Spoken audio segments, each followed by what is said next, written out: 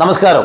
ഇന്നലെ പാർലമെന്റിൽ കേന്ദ്രമന്ത്രി ധർമ്മേന്ദ്ര പ്രധാൻ നമ്മുടെ കേരളത്തിൽ നിന്നുള്ള ഏറ്റവും ശക്തനായ രാജ്യസഭാ അംഗം ജോൺ ബ്രിട്ടാസിനെ ഉൾപ്പെടുത്തിക്കൊണ്ട് നടത്തിയ പ്രസ്താവനയെ കേരളത്തിലെ കോൺഗ്രസും മുസ്ലിം ലീഗും ആഘോഷിക്കുകയാണ്. അവർക്ക് വേണ്ടത് പാർലമെന്റിൽ BJPയെയും RSSനെയും വിട്ടുവീഴ്ചയില്ലാതെ നഖശിഖാന്തം എതിർക്കുന്ന ജോൺ ബ്രിട്ടാസിനെ തകർക്കണം.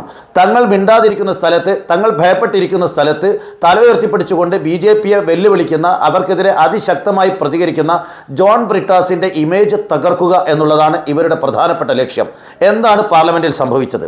ഞാൻ ചോദിക്കട്ടെ, PM ശ്രീ പദ്ധതി അത് നരേന്ദ്രമോദിയുടെ വീട്ടിൽ നിന്ന് കൊണ്ടുവരുന്നതാണോ? PM ശ്രീ പദ്ധതി BJPയോ RSSോ അവർ പിരിവെടുത്ത് നടപ്പിലാക്കുന്നതാണോ? ഇന്ത്യയുടെ ഖജനാവിൽ നിന്നെടുക്കുന്ന പണമാണ്. അത് കേരളത്തിൻ്റെ അവകാശമാണ്. ആ പണം കിട്ടണമെങ്കിൽ, ഏതെങ്കിലും കണ്ടീഷൻ അപ്ലൈ ചെയ്യണമെങ്കിൽ അതിന് കേരളം എതിരാണ്. നമ്മുടെ വിദ്യാഭ്യാസ രംഗത്ത് മാറ്റങ്ങൾ വരുത്തണമെങ്കിൽ കേരളം എതിരാണ്.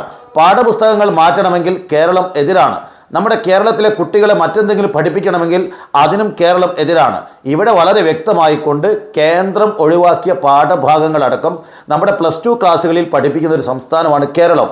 കേന്ദ്രത്തിൻ്റെ തിട്ടൂരത്തിനനുസരിച്ച് RSSൻ്റെ വൈസ് ചാൻസലർമാരെ നിയമിക്കുന്നതിനെതിരെ സുപ്രീം കോടതിയിൽ പോയി അനുകൂല വിധി വാങ്ങിയ സംസ്ഥാനങ്ങളിൽ ഒന്നാണ് കേരളം. ആ കേരളത്തിലെ നിലപാടുകൾ ഉയർത്തിപ്പിടിച്ചുകൊണ്ട് തന്നെ ഒരു തരത്തിലുള്ള വിട്ടുവീഴ്ചയും ചെയ്യാതെ കേരളത്തിന് അർഹമായ വിഹിതം തരണമെന്ന് കേന്ദ്രമന്ത്രി ധർമ്മേന്ദ്ര പ്രധാനോട് കേരളത്തിൻ്റെ ശക്തനായ പാർലമെന്റ് അംഗം ജോൺ ബ്രിട്ടാസ് ആവശ്യപ്പെട്ടതിൽ എന്താണ് തെറ്റ്? ആവശ്യപ്പെടണമല്ലോ. ഓരോ പാർലമെന്റ് അംഗത്തിൻ്റെ ഉത്തരവാദിത്വമല്ലേ. കേരളത്തിൻ്റെ ഫണ്ട് തടഞ്ഞു വെക്കാൻ പാടില്ല. PM ശ്രീ പദ്ധതിയിൽ ഒപ്പിടാത്തതിൻ്റെ പേരിൽ കേരളത്തിൻ്റെ SSA ഫണ്ട് അടക്കമുള്ളത് തടഞ്ഞു വെച്ചത് തെറ്റാണ്. കേരളത്തിന് തരണമെന്ന് അദ്ദേഹം ആവശ്യപ്പെട്ടു. PM ശ്രീ പദ്ധതി അൺകണ്ടീഷണലായിട്ട് നടപ്പിലാക്കാൻ ആവശ്യമായ നടപടി വേണമെന്ന് ആവശ്യപ്പെട്ടു. അത് പ്രകാരം കേന്ദ്രം കേരളത്തിന് ഫണ്ട് തരുന്നുണ്ടെങ്കിൽ എന്താണ് തെറ്റ്? അത് വാങ്ങിയല്ലേ വേണ്ടത്. അത്തരം ഫണ്ട് വേണ്ടാന്ന് വെക്കണോ? എന്നിട്ട് എന്തിനാണ് വെറുതെ ജോൺ ബ്രിട്ടാസിനെ എതിർക്കാൻ ശ്രമിക്കുന്നത്? ജോൺ ബ്രിട്ടാസ്, കേരളത്തിലെ ജനങ്ങൾക്കറിയാം, RSSനെ ഇത്ര ശക്തമായിക്കൊണ്ട് പാർലമെൻറ്റിൽ BJPക്കെതിരെ RSSനെതിരെ നിലപാടെടുത്ത മറ്റൊരു പാർലമെൻറ്റ് അംഗമില്ല.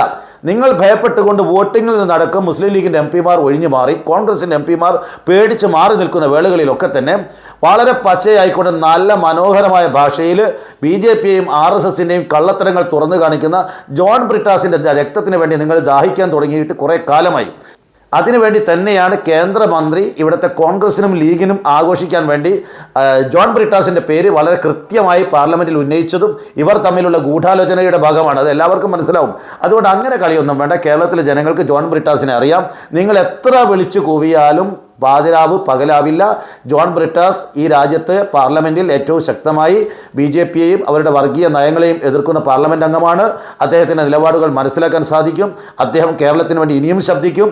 തടഞ്ഞു വെക്കപ്പെട്ട എല്ലാ ഫണ്ടുകളും കേരളത്തിന് വേണമെന്ന് ആവശ്യപ്പെട്ടുകൊണ്ട് മന്ത്രിമാരെ കാണും. അതിനാരും ബഹളം വെച്ചിട്ട് കാര്യമില്ല. ആരും അത്തരത്തിലുള്ള വേലകളുമായി വരേണ്ട. സഖാവ് ജോൺ ബ്രിട്ടാസ് ഇനിയും ശബ്ദിക്കും. നിങ്ങൾക്കത് തടയാൻ സാധിക്കില്ല. നന്ദി, നമസ്കാരം.